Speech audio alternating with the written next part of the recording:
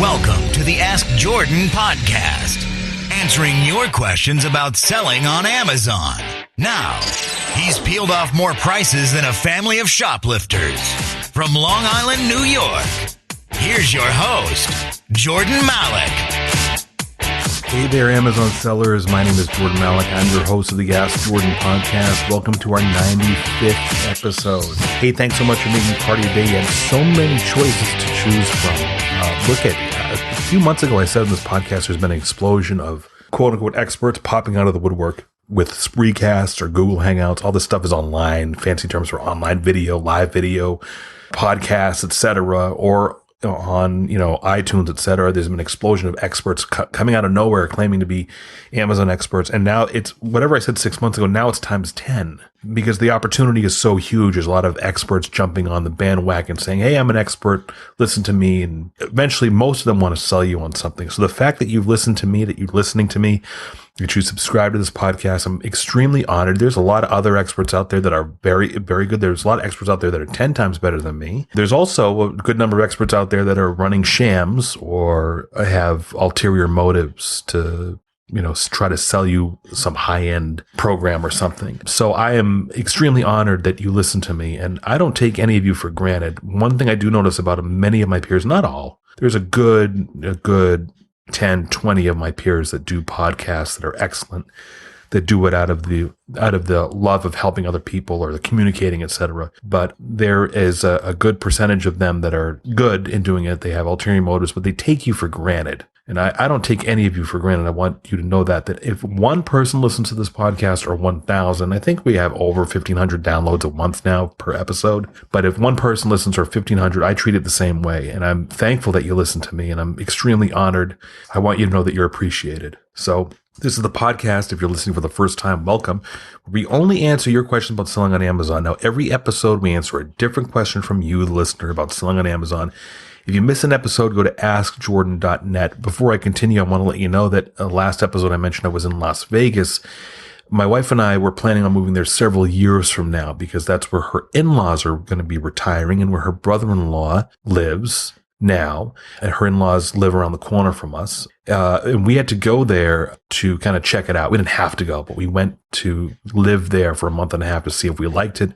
We did. When I mentioned this in my newsletter, somebody sent me an email saying, Jordan, you make it sound like you're running from something. Why would you be doing something illegal? And that's not the case at all. I kind of chuckled at that. No, my wife and I will most likely be moving to Las Vegas a lot earlier than planned because we have a situation here in our neighborhood that's made it unsafe for us and a lot of other people. I'm not going to get into it now, and I don't want any pity or anything from anybody. So we kind of have to seriously pursue moving now. We'll just put up our house for sale.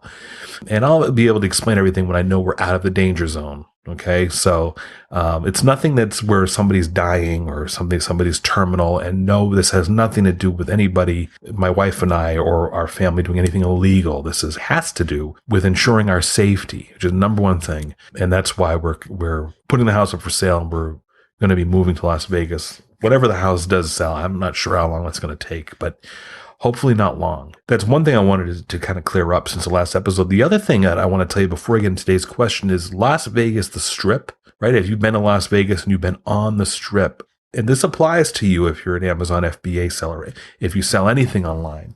The interesting thing is that we all as sellers get a little guilty because of the prices. We sometimes get guilty for the prices we charge, right? So if you're like me, you've sourced products, whether they're 10 cents, 20 cents, $1, $5, and you're selling them on Amazon for 10, 12, 15, 20, and sometimes you're stopping yourself saying, why are people paying 10 times the price or 2.5 times the price what I paid for?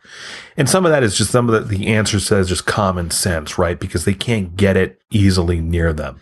Actually, even if you have a tremendous markup on some of your items, the net cost for them, if they didn't buy it from you on Amazon, if they bought it, at the Walmart 35 miles away, their net cost to them may actually be higher than purchasing it on Amazon because of this factor of Prime, right? Amazon buyers who subscribe to Prime for $99 a year, they get virtually anything on Amazon shipped to them in 2 days.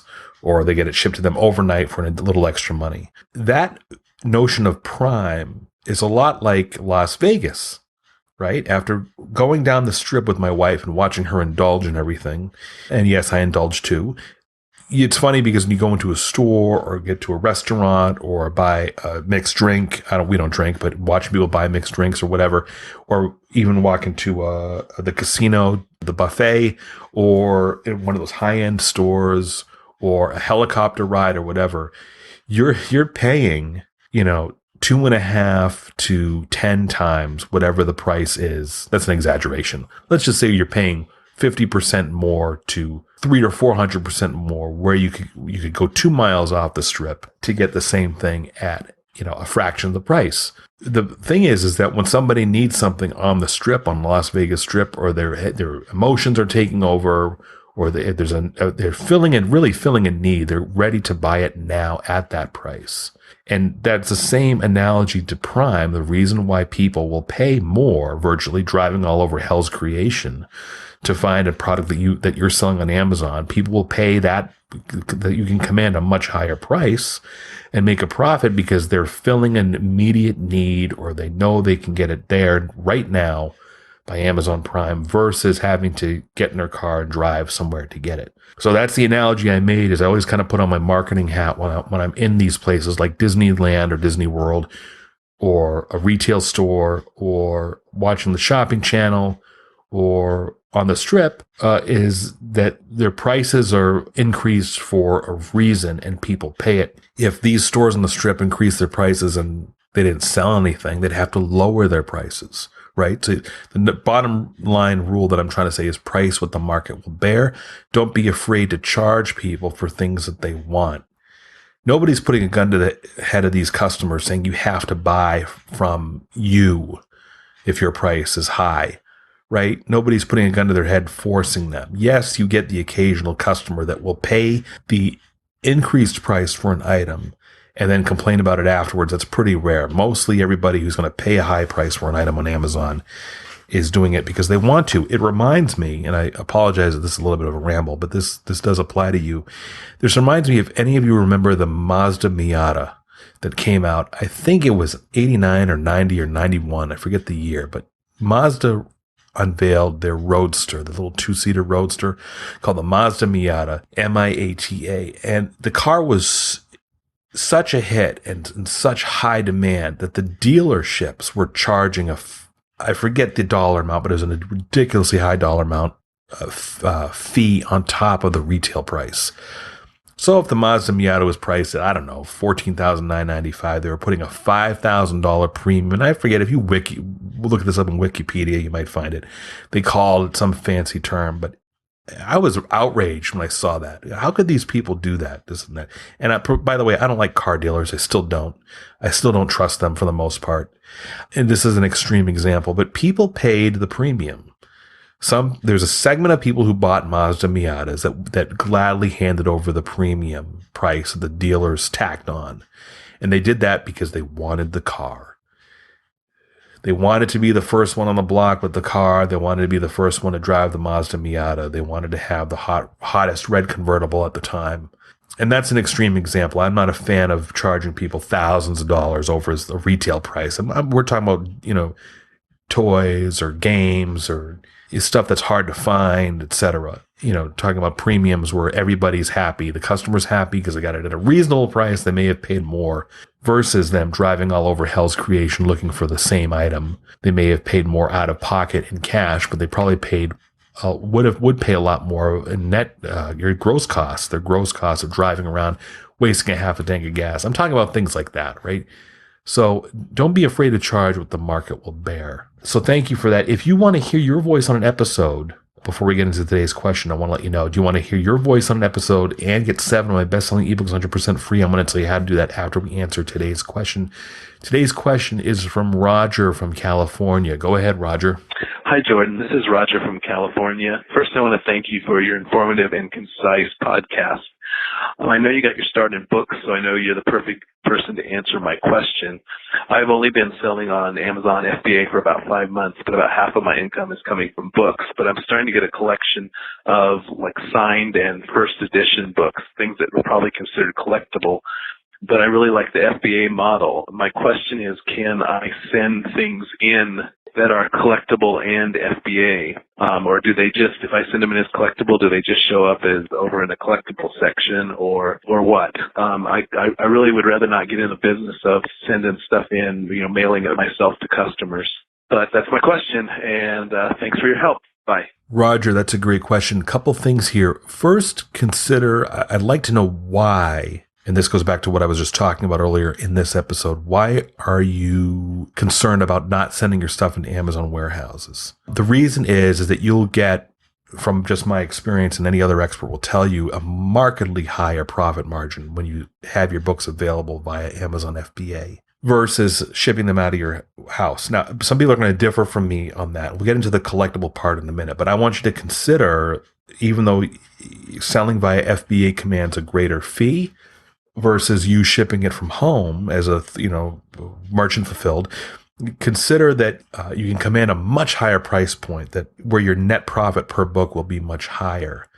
And I'm not a book expert in that degree where I'm doing thousands of dollars in books per month. I love doing books. I still flirt with them. I've run several businesses, not just Amazon. So please consider that. Now let's get into, before I get into the collectible aspect, remember that there's an immediacy with some people for books. They want it in 2 days or less. That's why then they get it by Amazon Prime. That's face front in them when they say that, this is Prime eligible, right? Roger, if you have books sitting in an Amazon warehouse, it's Prime eligible. That means I can get it in 2 days or 1 day if they pay like an extra, I don't know what it is, $7.99 or $9.99. When they're buying from a third-party merchant, even though in your company description and your condition notes, you'll say, we'll ship in 2 days or whatever, which I think is very hard for merchant-fulfilled people to do, to ensure that it really gets there in 2 days, right?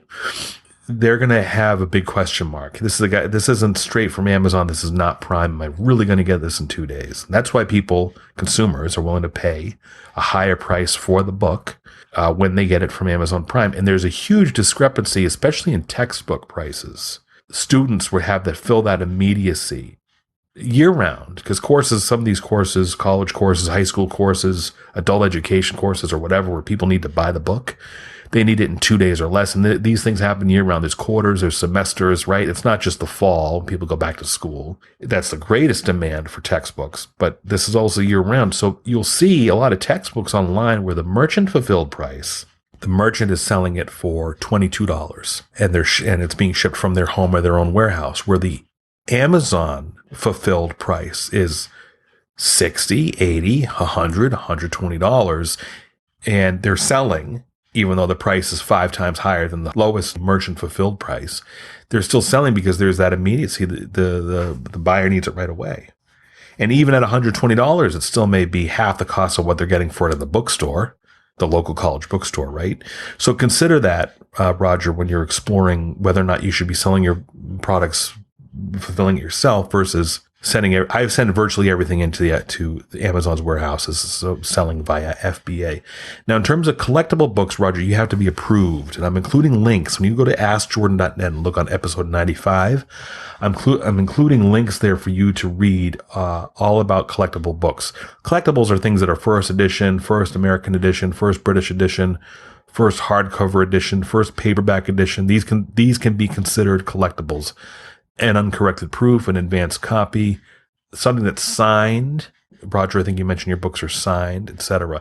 You have to be approved. I'm not approved for collectible. I think I tried a couple of years ago, and Amazon did not approve me. For you to be approved for collectible, you have to be in good standing, good seller standing, meaning all your metrics and customer satisfaction metrics and performance have to be top notch. Sellers must meet the requirements. Let's see. Please take the time. Product quality, product listing. Roger, I'm going to include links. I'm not going to get into the details of what Amazon requires, but you have to be of excellent standing to be able to sell collectible books. And even so, I don't know if collectible, meaning your signed books, I don't know if Amazon is the best platform for that. I'm assuming it is because Amazon gets a lot of traffic, but you want to also consider eBay, or better yet, don't take my word for it. Maybe find a Facebook group or find another seller of collectible books, because you'll see when you're as a buyer, you'll see that these books where there's a collectible one available, they'll have new, they'll have used, and they'll have collectible. I don't know how well this collectible section on Amazon Books is doing for sellers. So you may want to ask somebody who's an avid seller of used books. Find them in a Facebook forum of other Amazon sellers. A lot of free forums out there for Amazon sellers. So find somebody there. Find a Amazon seller online who also has like an online store. Send them the question. Do a search in Google. Where's the best place to sell used books? I'm looking at a web page. It was put up. I Googled it. The best 21 marketplaces to buy collectible and first edition books. And there's several. I'm going to include this link as well.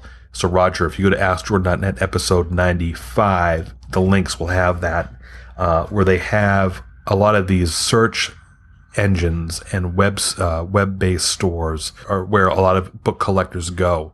And what's happening is that these websites where book collectors go are by default listing the inventory that's found in the Amazon collectible section, or Amazon.com overall. So by posting your collectible book on Amazon.com, you may get a buyer who found you through Abe Books or one of these popular websites where book antiquarians or book collectors go.